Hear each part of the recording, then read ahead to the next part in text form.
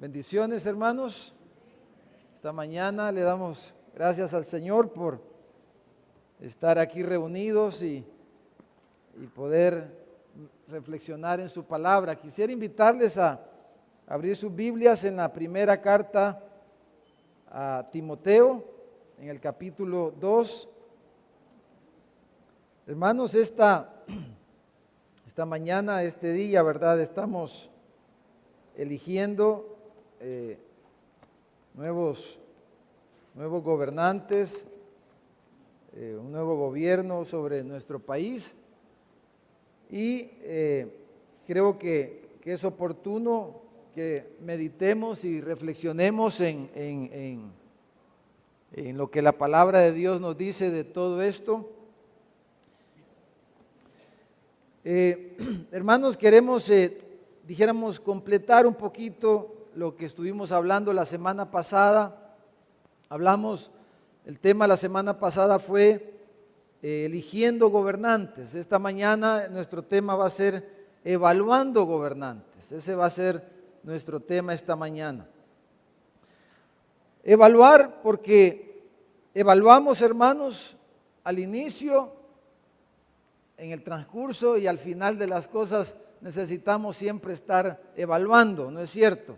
Necesitamos evaluar todas las cosas y queremos ver en estos versículos, hermanos, tres principios, tres cosas con las cuales nosotros podríamos evaluar a los gobernantes. Pero cuando digo gobernantes, como hablamos la semana pasada, hermanos, no solamente debemos pensar, claro, hoy vamos a elegir un nuevo gobierno, un nuevo presidente, va a haber un nuevo gabinete de gobierno, etcétera.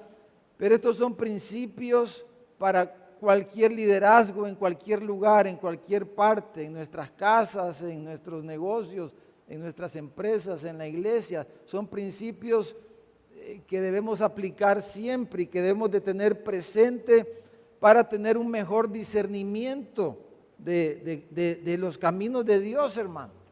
Que pensemos con la mente de Cristo, ¿verdad? Que pensemos con la mente de Dios. Entonces, en estos versículos, el apóstol Pablo, hermanos, dice en el versículo 1, exhorto, dice, ante todo a que se hagan rogativas, dice, oraciones, peticiones y acciones de gracias, dice, por todos los hombres. Pablo le escribe a Timoteo, un hijo en la fe, pastor en la iglesia en Éfeso. Cuando Pablo le escribe esta carta, usted puede ver en el capítulo 1, versículo 3, cuando Pablo le dice que lo había dejado en Éfeso. Timoteo era pastor ahí. Y el punto principal aquí, central de Pablo, es que debemos orar por todas las personas. Pero el versículo 2 nos dice que en especial debemos orar por los gobernantes, por los líderes, por los reyes, dice, por los que están en eminencia, por todos los que tienen autoridad, los que tienen dominio, los que tienen una posición que ejerce influencia sobre otros. Entonces, el punto es que oremos por ellos. Pero Jesús nos enseñó que si orábamos conforme a su voluntad, el Padre iba a escuchar nuestra oración, ¿no es cierto? Entonces, cuando vemos oraciones en las Escrituras, hermanos, el contenido de la oración bíblica, de las oraciones bíblicas, nos dan, dijéramos, el modelo de Dios, nos muestran la voluntad de Dios, nos muestran el deseo de Dios. Y Pablo nos dice aquí, ¿por qué es que nosotros deberíamos orar? ¿Por qué deberíamos de tener motivación por orar por los líderes, por los reyes, por los que están en eminencia? Nos dice algunas cosas por las que deberíamos de orar y estas cosas son parámetros. Vamos a tomar esos parámetros esta mañana para evaluar a los liderazgos, para evaluar a los gobernantes. Ahora vamos a elegir nuevos gobernantes, pero también tenemos un gobierno que está por terminar en nuestro país. Entonces también con estos principios podemos evaluar el gobierno que hemos tenido, podemos evaluar gobiernos anteriores y podemos evaluar también a los nuevos gobernantes y en base a eso también poder tener un mejor discernimiento y poder decir esta o esta persona o estas personas o este partido, lo que sea, puede ser el más idóneo hasta donde nosotros podemos ver. Entonces dice que oremos por ellos, dice, para que vivamos quieta y reposadamente, dice, en toda piedad y honestidad. Dice, porque esto es bueno y agradable delante de Dios nuestro Salvador. Dios quiere esto, dice. Dios ve bueno esto, agradable esto le agrada y esto es lo bueno a los ojos de Dios. Que tengamos líderes que puedan traer esto a la vida de los pueblos, de las sociedades, de las naciones. Quietud, remanso, piedad, honestidad, dice. El cual, versículo 4, quiere que todos los hombres sean salvos y vengan al conocimiento de la verdad. Ese es el deseo de Dios. Porque hay un solo Dios y un solo mediador entre Dios y los hombres, Jesucristo hombre, el cual se dio a sí mismo, dice, en rescate por todos, de lo cual se dio testimonio a su debido tiempo. Se ha dado testimonio de eso. Para esto dice, yo fui constituido predicador y apóstol, digo verdad en Cristo, no miento, y fui constituido también maestro de los gentiles en fe y verdad. Entonces, hermanos, recordemos que los receptores de la carta, los de Efesio, en Éfeso, estos ciudadanos, dijéramos, a diferencia de nosotros, ellos no tenían la oportunidad de elegir a sus gobernantes. Éfeso era una ciudad dentro del imperio de Asia, dentro del imperio romano, ¿no es cierto? Y ustedes saben que los emperadores romanos, el gobierno romano, el imperio romano, no era un imperio democrático, donde sus ciudadanos iban y emitían un voto para escoger su emperador, su líder, su presidente. No, ellos no tenían esa oportunidad, ¿verdad? Ellos tenían que aceptar al que el imperio impusiera. Y normalmente y durante todo el imperio eran realmente gobiernos militares. Y el emperador se imponía por la fuerza.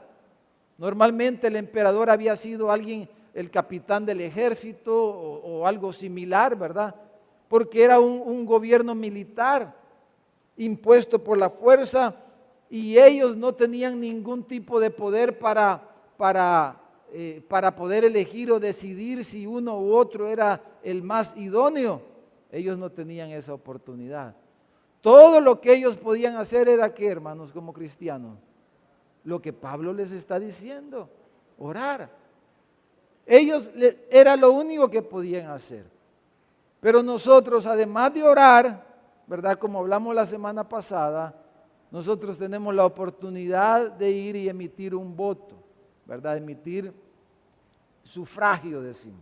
Entonces nosotros tenemos esa oportunidad.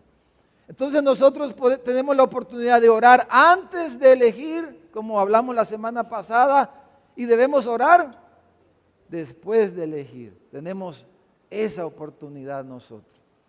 Entonces, todavía vamos a ver qué pasa este día, ¿verdad? Estamos en las manos del Señor y Dios sabe lo mejor. Como me dijo un hermano ayer, Dios, el que va a quedar, Dios lo va a poner, me dijo. No, pues sí, eso ya sabemos, ¿verdad? Pero me dijo esto, algo bien bonito el hermano.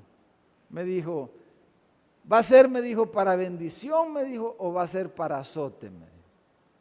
Pero mejor que sea para bendición, ¿verdad, hermano? Que sea de bendición para nuestro país, para nuestra gente, para todos nosotros, para nuestras familias. Eso es lo que queremos. Ahora, se dice que cada pueblo, hermanos, ¿verdad?, tiene los gobernantes que se merece, dice. y que el gobernante que los pueblos tienen es el reflejo de sus gobernados. O sea que el presidente que tenemos y los que hemos tenido es el reflejo de nosotros, según lo que, pues sí, fuimos los salvadoreños o los que votaron por él, ¿verdad? Fuimos los que los salvadoreños los que lo elegimos, y es el reflejo del corazón, como hablamos la semana pasada, ¿verdad? De lo principal que tenemos que guardarnos a elegir gobernantes, líderes, es de nuestra propia idolatría, dijimos la semana pasada ya en Oseas 8:4. Entonces, hermanos, pero sin duda Dios nos ha traído a través de un proceso de aprendizaje como iglesia, de maduración, ¿verdad? De crecimiento, y quiere el Señor, hermanos, que el Señor nos dé gobernantes que procuren y que ayuden a alcanzar un mayor bienestar para nuestro país, que es lo que Pablo está diciendo aquí. Entonces, hermanos, veamos estas tres cosas que por lo menos, hay otras que pudiéramos mencionar, pero tres cosas que podemos nosotros tomar como parámetros para evaluar. La primera, hermanos, es que un buen gobernante debe de ser capaz, dijéramos, de ejercer autoridad e imponer orden. Debe de ser capaz un buen gobernante, un líder, debe de ser alguien que sea capaz. Estamos hablando de evaluar a los líderes. Entonces hay que evaluar si ese líder, ese gobierno, ese grupo de personas que están en ese o se van a colocar en esa posición, si tienen la capacidad de ejercer autoridad y de poner orden, de imponer orden. Eso es lo primero que creo que podemos rescatar de lo que Pablo está diciendo aquí, que nosotros deberíamos de orar. Dice, para que vivamos quieta y reposadamente. Quietud, hermanos, se refiere a la tranquilidad que viene de afuera. Esa palabra tiene que ver con la paz social, dijéramos. Que haya tranquilidad, que haya quietud, que haya paz social. A eso se refiere esa palabra. Y reposo, hermano, tiene que ver más con lo que se experimenta adentro de la persona. Que haya tranquilidad afuera y tranquilidad adentro del ser humano, de la persona humana. Claro, pero Pablo lo está viendo aquí, no está hablando de la paz del Evangelio, de la paz que Cristo nos da, porque Cristo nos da paz, la paz que el mundo no da. Aquí no está hablando de la paz del Evangelio, Pablo, está hablando de la paz social, de la tranquilidad, y de que esa tranquilidad en la sociedad, que no hay conflictos, que no hay desórdenes, eso también le trae a la persona paz, le trae tranquilidad a su alma, a su corazón. Hay quietud, hay reposo, hay remanso, hay sosiego. Entonces se refiere a la ausencia de perturbaciones externas, y reposadamente tiene que ver con la ausencia de conmociones internas, pudiéramos decir. O sea, que no hay incertidumbre, que no hay inseguridad. ¿Estamos viviendo eso, hermanos? No, ¿verdad? Es obvio que no estamos viviendo así. Hablamos un poquito de eso la semana pasada. Entonces, esta es la condición por la que Pablo nos manda a orar. Y lo que Pablo nos dice, esto que él nos pide que oremos, hermanos, pareciera algo utópico. Porque si nosotros revisamos la historia de las naciones, la historia de la humanidad, realmente lo que Pablo está diciendo aquí, hermano, la normalidad en la historia de la sociedad humana es literalmente que ha ocurrido lo contrario a esto, ¿no es cierto? El mundo se ha movido a través de guerras, de perturbaciones, de rebeliones y cosas como estas que no traen quietud y reposo al corazón de los seres humanos. Sin embargo, aunque es algo utópico, Pablo nos dice que oremos de esa manera, que esa es la voluntad de Dios, que ese es el deseo de Dios, de que pueda haber esta condición social en la vida del ser humano. Yo meditando en esto estaba recordando, hermanos, un poco, dijéramos, mi historia de niño, de joven. Yo recuerdo cuando tenía más o menos como 10 años, nosotros vivíamos allá frente al cementerio Santa Isabel, donde creo que hay un kinder todavía ahí vivimos hasta como los 12 años quizás, ¿verdad? Más o menos. Ahí enfrente al cementerio, el cementerio era mi parque de diversiones con mis amigos, ahí jugábamos escondelero, ese era nuestro parque de diversiones, el cementerio Santa Isabel. Ahí jugábamos en la noche en esa calle y salíamos todos los niños de 8, 9, 10 años ahí, hermano, toda esa calle ahí andaba, ahí jugábamos. Ahí jugábamos pelota envenenada y todo eso, hermano, escondelero, todo eso. Bueno, todo eso jugábamos ahí. Entonces, yo comencé a jugar aquí en la cancha del Tamarindo, aquí en San Lorenzo, ¿verdad?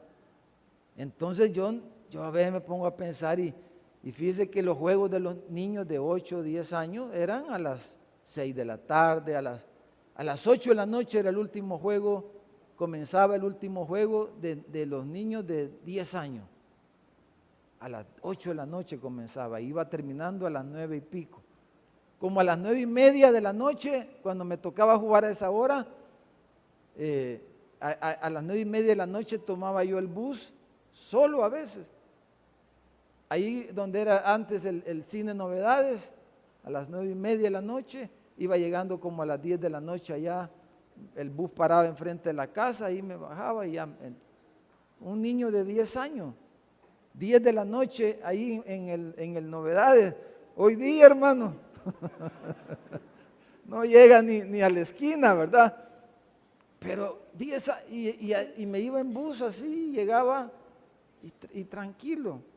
Entonces yo haciendo un poco de la historia reciente nuestra, dijéramos hasta la década de los 70, estoy hablando, casi hasta finales de los 70, en mi memoria, dijéramos, había bastante tranquilidad. Imagínense un niño a los 10 años podía andar a esa hora en bus y no había ningún problema. Pero de la década de los 80, hermano, yo recuerdo, bueno, la hermana Ana María, que era ya comadre de mi mamá, vivíamos cuando ya explotó la guerra civil, ¿verdad? Aquí en nuestro país. Me acuerdo cuando hubo toque de queda, me recuerdo un día, no recuerdo bien por qué, pero había toque de queda y como vivíamos como a una cuadra y media de donde ella vivía, y esa noche no me acuerdo qué pasó, pero salimos corriendo así, tenía como 13 años yo, a medianoche corriendo porque las balas y nos podían disparar porque había toque de queda a las 6 de la tarde.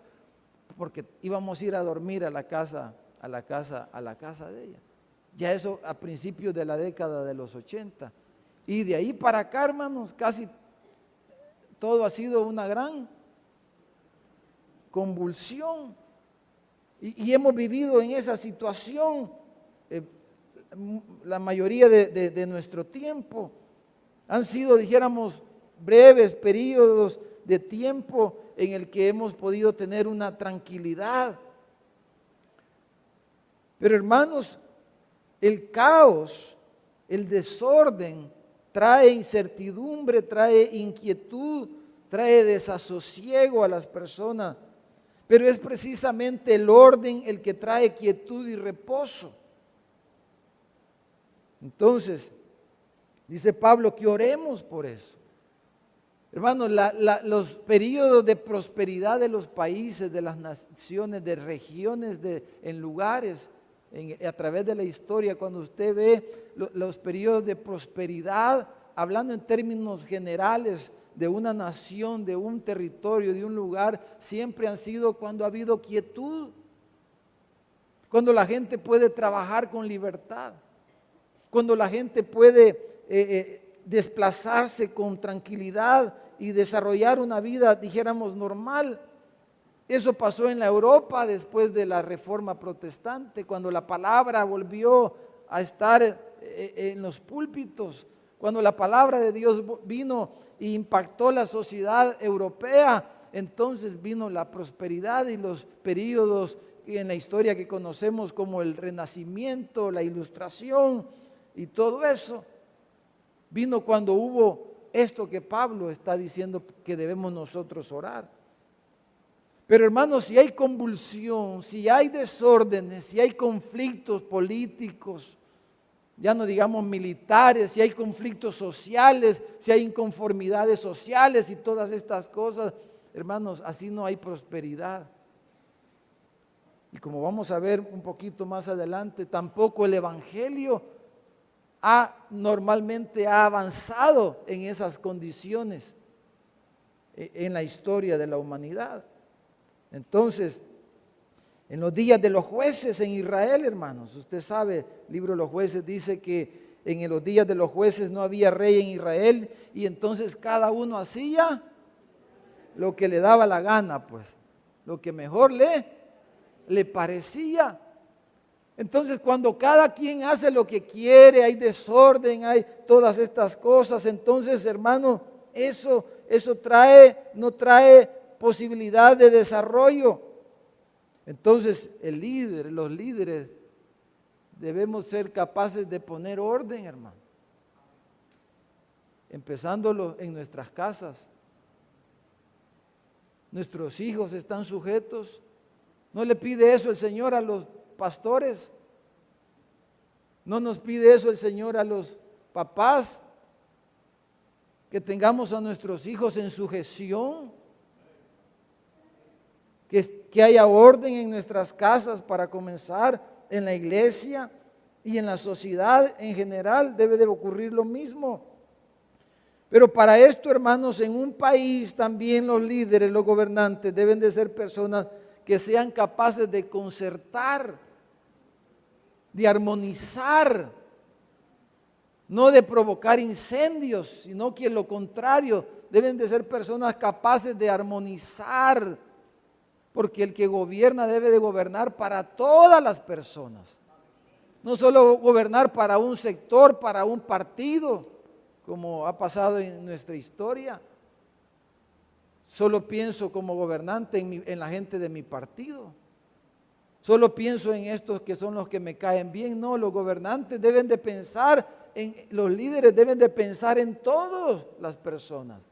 Los gobernantes deben de gobernar para todos los sectores en una sociedad y para eso necesitan ser capaces de concertar, de escucarlos a todos y pensar en todos. Entonces, este es un primer parámetro para evaluar al liderazgo, a los gobernantes.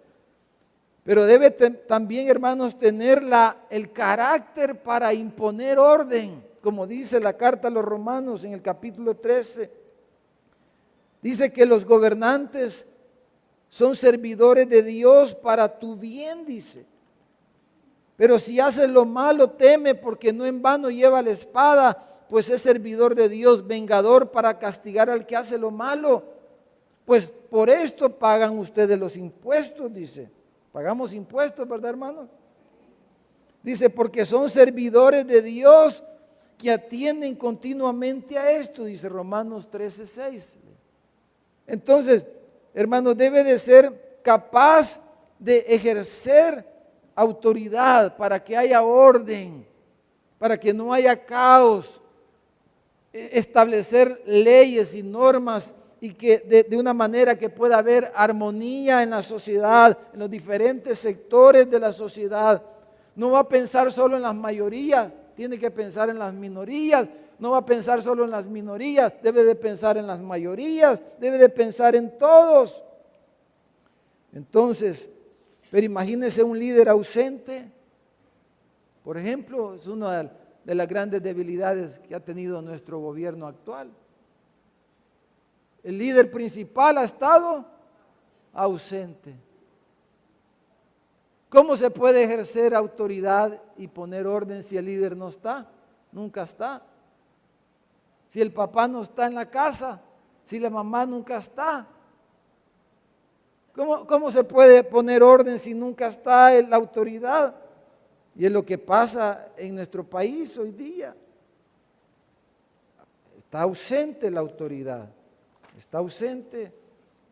Por ejemplo, todas las noticias, los expertos hablan de la falta de control territorial. ¿Quién tiene el control territorial de nuestro país? Un país tan chiquito, ¿cómo no va a ser capaz de que haya control territorial? Si aquí es tan chiquito nuestro país, hermano. Pero no es el Estado el que tiene el control territorial, sino que las pandillas. Usted va y habla con cualquier gente y dice, no, allá no se puede porque allá están los otros.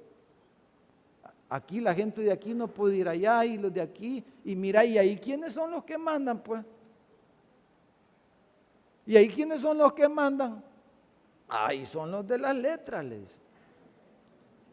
No, allá son los de los números. Yo la primera vez que oí eso, no, hasta después ya me explicaron qué era eso. Y entonces, ¿dónde está la autoridad? Si hay un vacío, hermano, la delincuencia, los malos van a tener. Mire, para muestra otro botón, el tráfico. Las calles de nuestro país, donde usted vaya, es un caos, es un desorden. Las aceras tomadas. Es que la gente tiene necesidad, dice alguno ahí, de trabajar y por eso se toma la acera. Y la gente que tiene necesidad de caminar por las aceras, tiene que caminar en la calle y las atropellan. Leía un día de estos que hay como no sé cuántos miles de motociclistas que no tienen licencia, andan manejando motos. Ayer que venía yo para el ayuno, ahí vi una moto, había chocado con otro carro ahí por el cementerio, y más adelante había una bicicleta ahí en el redondel también que había, porque es un desorden. Imagínense, ¿cómo va a andar manejando? Dice, yo no entiendo, no he investigado, hermanos, pero no entiendo realmente. Dice que había un chofer de buses, pero eso es por montones, ¿verdad? Que tenían esquelas como, debía no sé cuántos miles, como $10,000 de esquelas. ¿Y cómo es que ese hombre sigue manejando, pues? ¿Quién va a poner orden? ¿Quién es el encargado? ¿Quiénes son los encargados? Todos los días mueren cantidad de personas en nuestro país, además de los que asesinan en accidentes de tránsito. ¿Pero por qué? Porque las aceras están tomadas, no hay donde paren los buses paran a media calle en todas partes. Ha aumentado la cantidad de carros. ¿Y la autoridad dónde está? ¿Dónde está la autoridad? Entonces, número uno, ¿cómo va a haber quietud? ¿Cómo va a haber paz social si hay un caos? Si no hay autoridad, si no hay quien ponga orden, quien supervise y que haga todas estas cosas. Entonces, lo primero que vemos aquí, Pablo dice, oremos para que los que están para los que pueden poner orden, lo hagan, que tengan los pantalones. Ahí sí, hermanas, pónganse los pantalones. Porque si el que los lleva no se los pone, póngaselos usted. Ahí le da permiso el Señor.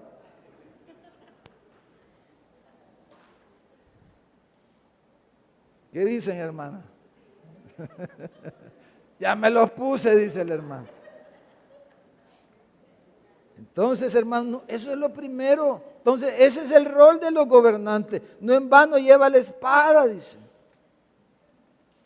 Entonces, número 2, hermanos, un buen gobernante debe de ser ejemplo de honradez y combatir la corrupción. Dice, para que vivamos en toda piedad y honestidad. Entonces, el líder puede dar el líder un ejemplo de honradez, de trabajo, de esmero, de dedicación. El líder que estamos pensando votar, elegir, es un ejemplo de honradez. Porque si él no es honrado, ¿cómo va a hacer que sea honrado un país? No puede. No se puede, no hay manera. Entonces, ¿cómo va a haber piedad y honestidad si el líder es el primer corrupto? Si el presidente, de ahí comienza la corrupción en un país, en la presidencia, como decíamos la semana pasada. Ahí en la cuenta secreta. Si eso es como en los matrimonios, ¿verdad? Que tenga cuenta secreta. Eso no debería de pasar, ¿verdad? Es que esta es mi cuenta secreta, me dijo un hermano una vez. Bueno, a veces sí, ¿verdad? Ni modo, porque si se la descubren, se la arrebatan también. Pero no deberían de haber cuentas secretas, hermanos. No deberían de haber. Donde hay tinieblas, donde hay secretismo, donde hay cosas ocultas, ahí hay toda, dice la palabra, perversión. Donde hay cosas ocultas, ahí hay toda perversión, ahí hay toda obra maligna, toda obra del enemigo, del demonio. Lo contrario a la honestidad es la corrupción, es la inmoralidad. Entonces, obviamente, estas dos cosas, hermanos, si evaluamos nuestro país, no son los dos grandes problemas que tenemos, pues. No hay autoridad, no hay quien ponga orden, cada quien hace lo que quiere. Y número dos, corrupción a todos los niveles, en todas las esferas del Estado. Corrupción en el poder ejecutivo, corrupción en el poder legislativo, corrupción en el poder judicial, corrupción por todos lados.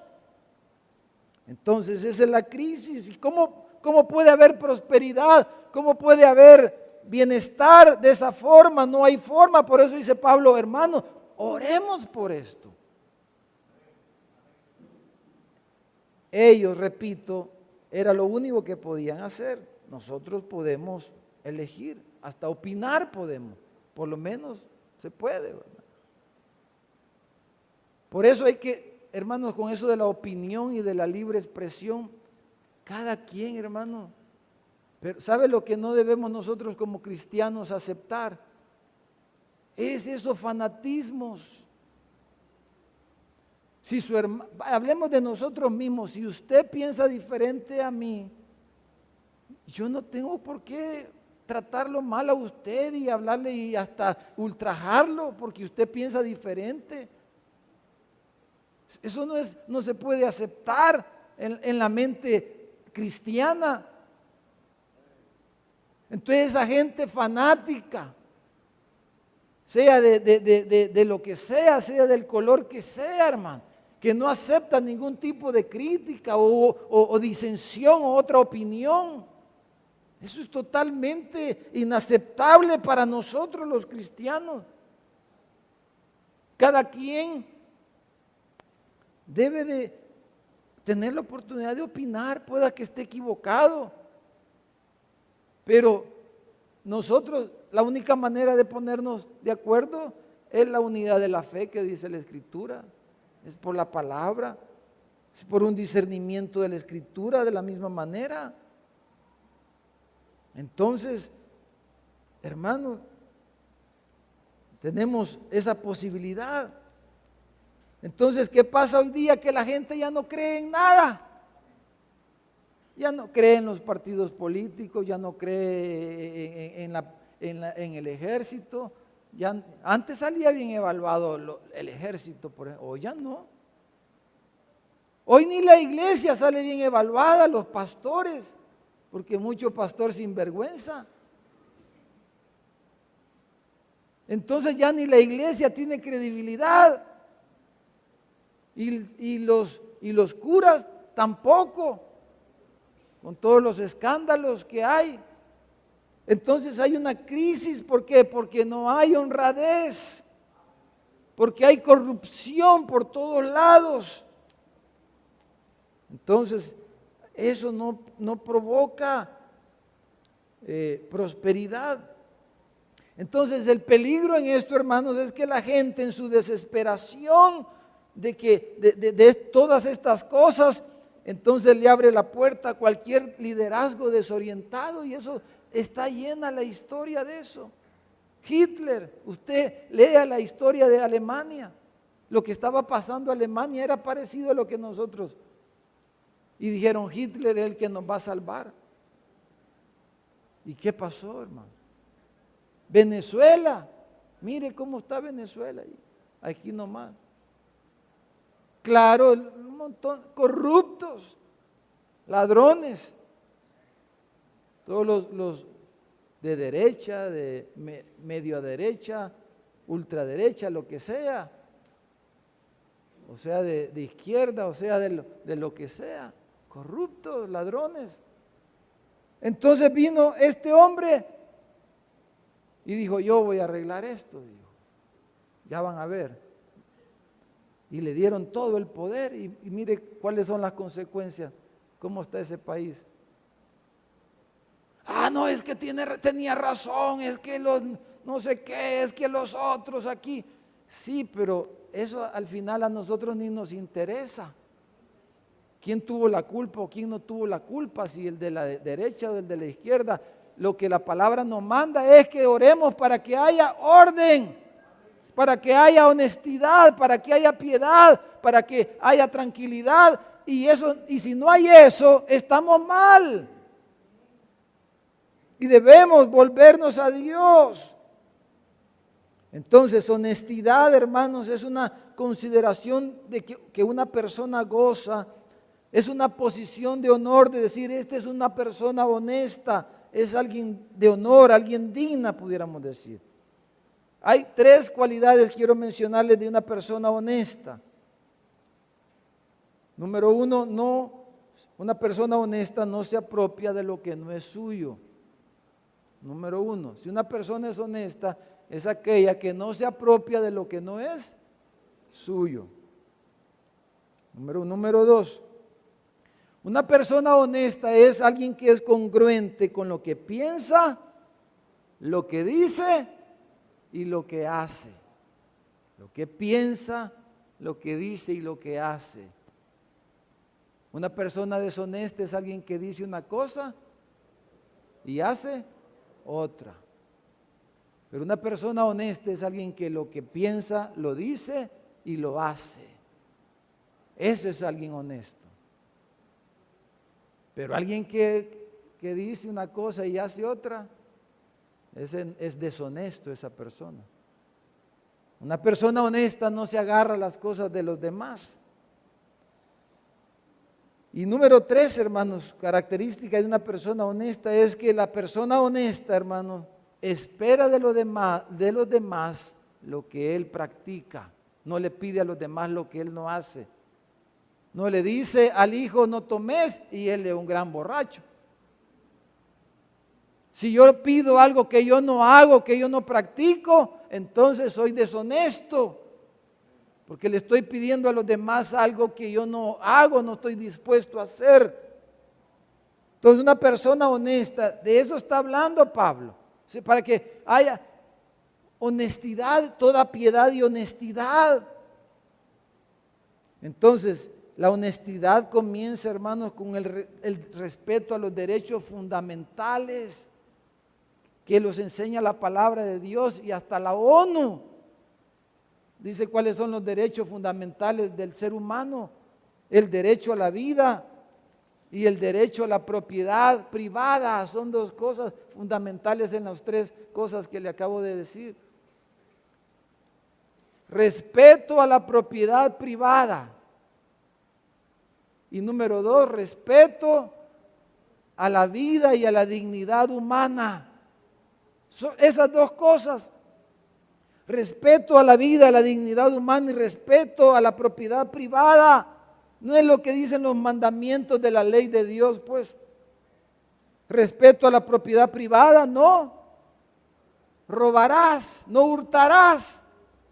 No te vas a apropiar de lo que no es tuyo, lo que no te lo has ganado trabajando.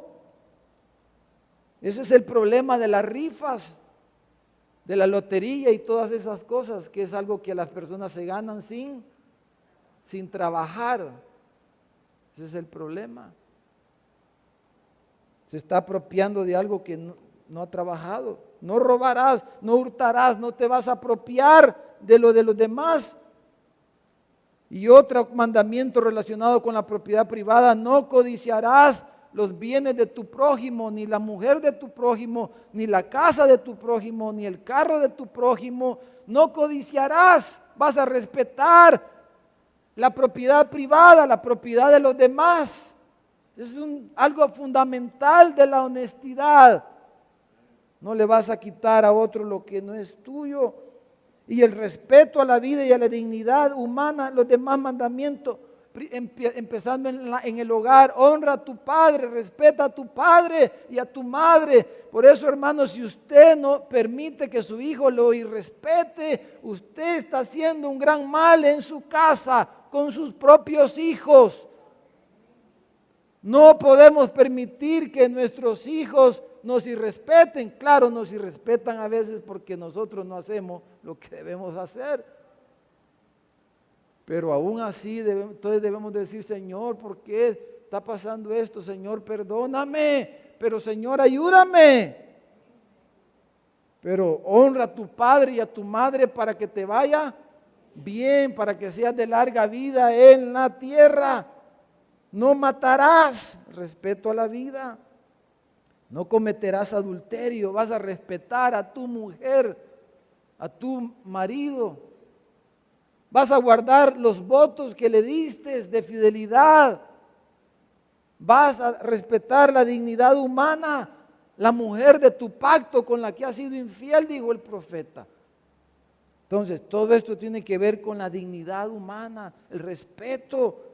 No hablarás falso testimonio de tu prójimo. Respeto a las personas que llevan la imagen de Dios, dice Santiago. Entonces, por último, hermano, número 3, un buen gobernante, hermanos, no debe de estorbar la verdad. Eso es lo principal aquí. Quiero terminar con eso, porque también vamos a tomar la cena del Señor. Este es el punto prioritario de Pablo aquí.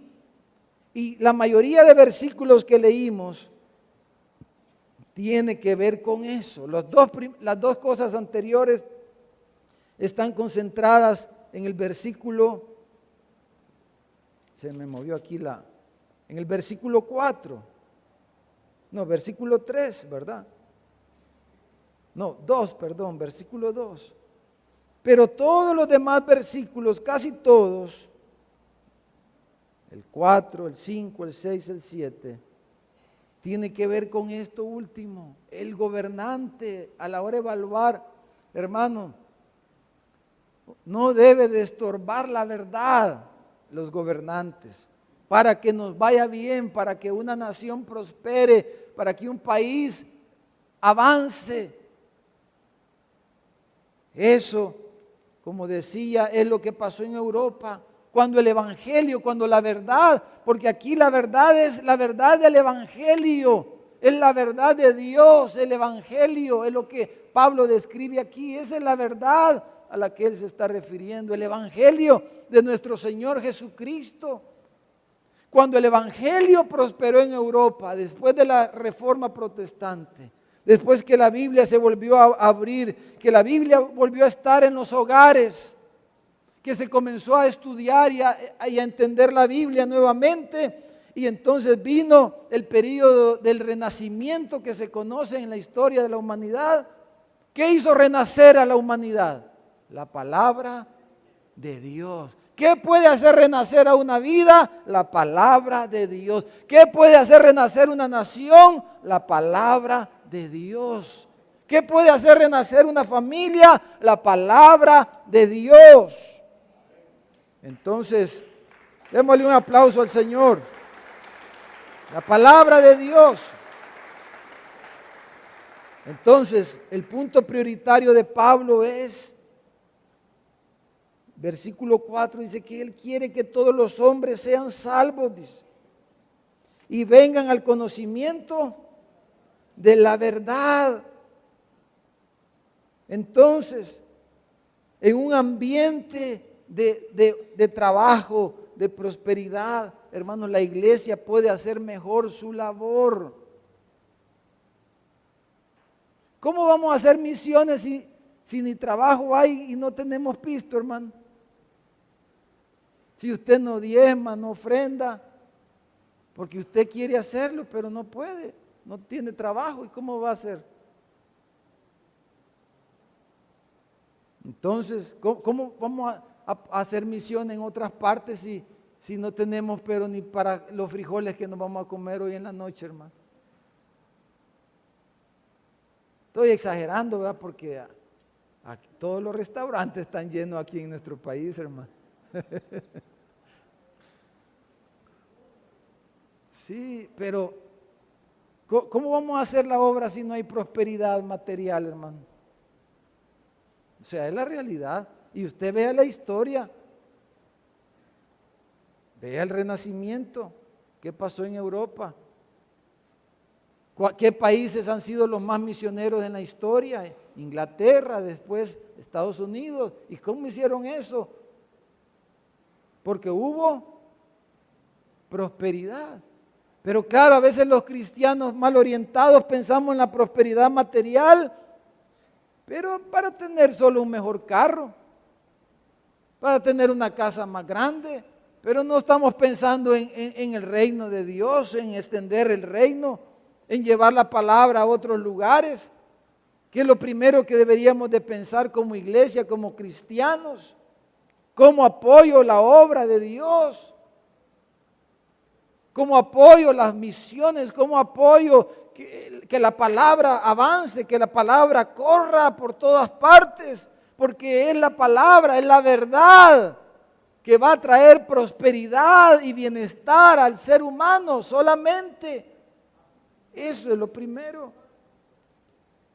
Pero se necesita todos estos elementos, como dice aquí la palabra y lo hemos visto en la historia. Entonces, por eso Pablo, cuando habla, dice, vengan al conocimiento de la verdad. Y después, hermanos, describe el versículo 5 al 7, lo que describe Pablo, ahí es el evangelio. Y dice que por eso hay un mediador entre Dios y los hombres. ¿Por qué se necesita un mediador, hermano? Porque ¿qué es lo que el evangelio nos enseña? Que Dios está airado contra el pecador todos los días, dice la palabra. Que la ira de Dios está sobre este mundo. Por eso el mundo es como es. Porque la ira de Dios está sobre este mundo. Aquí no es el cielo.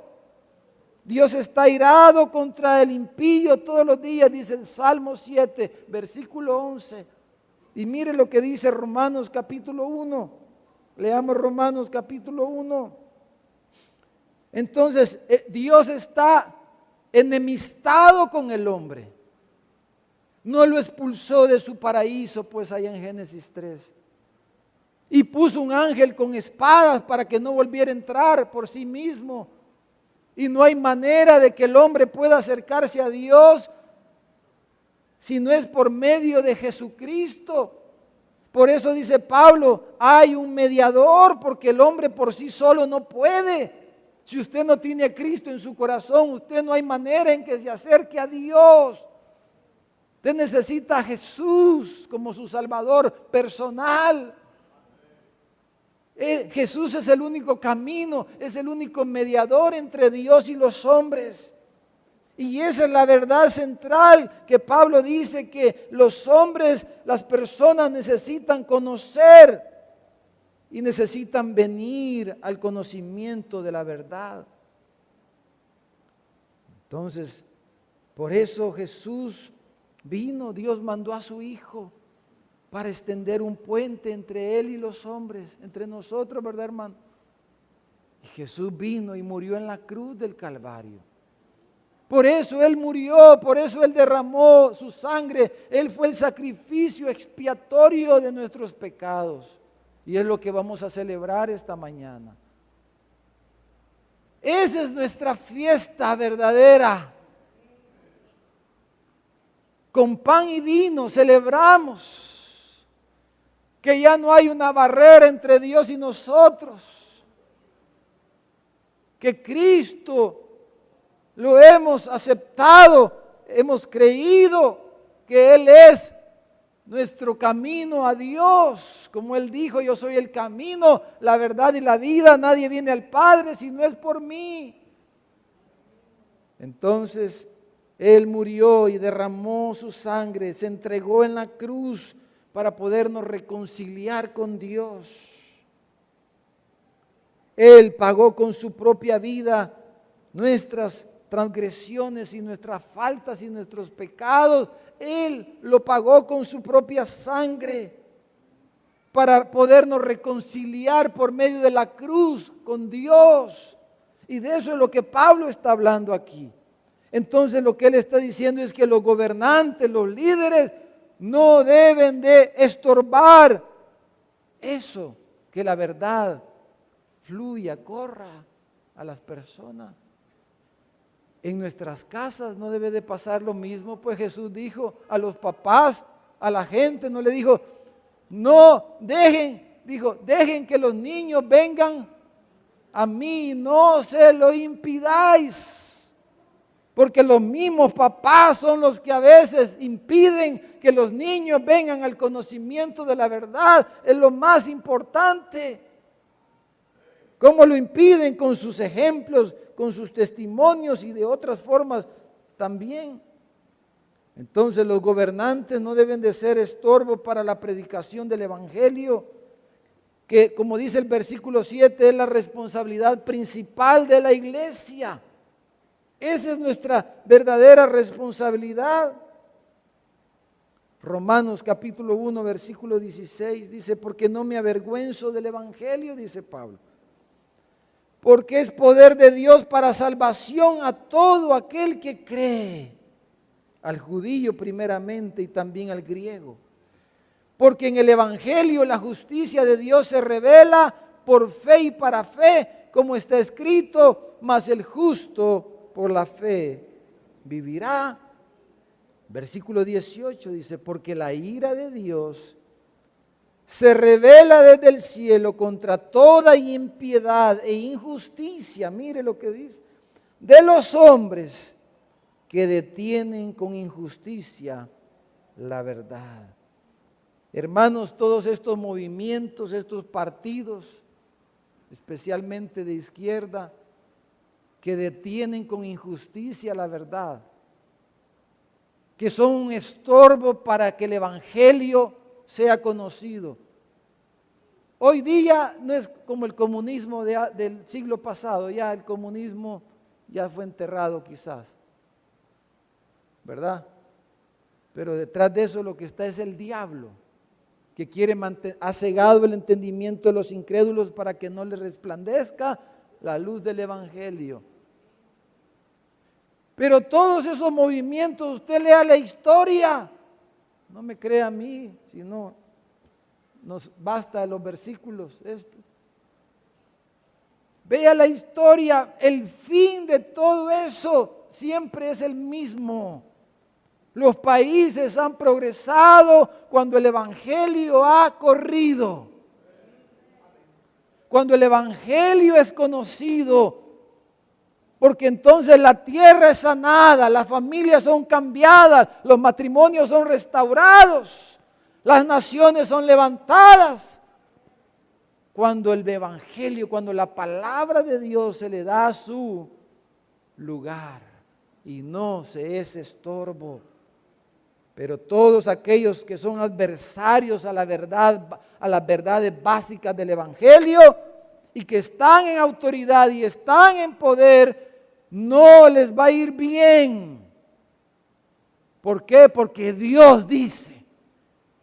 Porque Dios dice. Porque el Señor dice eso en su palabra. Porque Él quiere, dice, que todos los hombres vengan al conocimiento de la verdad. Por eso, hermanos, no hay peor cosa. Y como la Biblia lo enseña, empezando por los pastores y la iglesia. Cuando imagínense un pastor que se supone que debe de predicar la verdad. Y como dice la Escritura, ¿a dónde va a ir a parar? Dice, aquellos que son engañadores y mentirosos y que ocupan un púlpito y que ocupan una estructura de una iglesia para la mentira, para sacar provecho propio. ¿Dónde van a ir a parar? Dice la Escritura. Un líder que se lucra, que se aprovecha, que son comerciantes del evangelio, que han seguido el camino de Balaán, que por lucro, que por un pago hizo lo que Dios decía que no se debía de hacer, y era maldecir a su pueblo. Entonces, empezando nosotros, la iglesia, hermano. Si la iglesia es el tropiezo para que la gente venga al conocimiento de la verdad.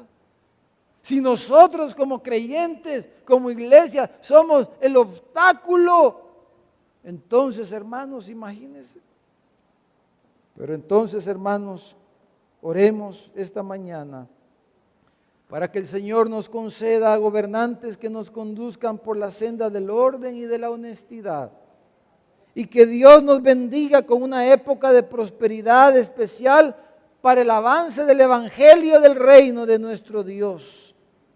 Y cambie la tendencia de estos últimos años, hermanos, en nuestro país, que la iglesia, en vez de haber crecido, ha decrecido. Eso dicen las encuestas.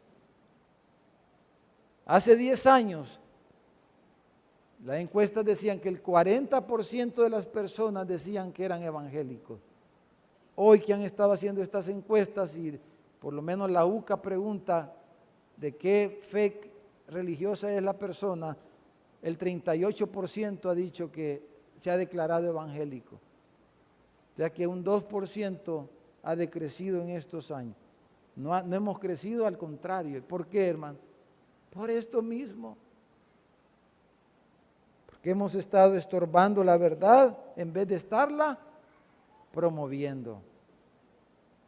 Pero el Señor nos, como dicen, hermanos, nos haya confesados, hermano. ¿Verdad? Por eso vamos a tomar la cena del Señor esta mañana. ¿Verdad? Vamos a tomar la cena del Señor y roguémosle al Señor esta mañana que Él tenga misericordia. Y como me dijo este hermano, que nos dé líderes no para azotarnos, sino que nos dé líderes para bendecirnos. Que el Señor nos ayude. Vamos a orar. Padre, en el nombre de Jesús,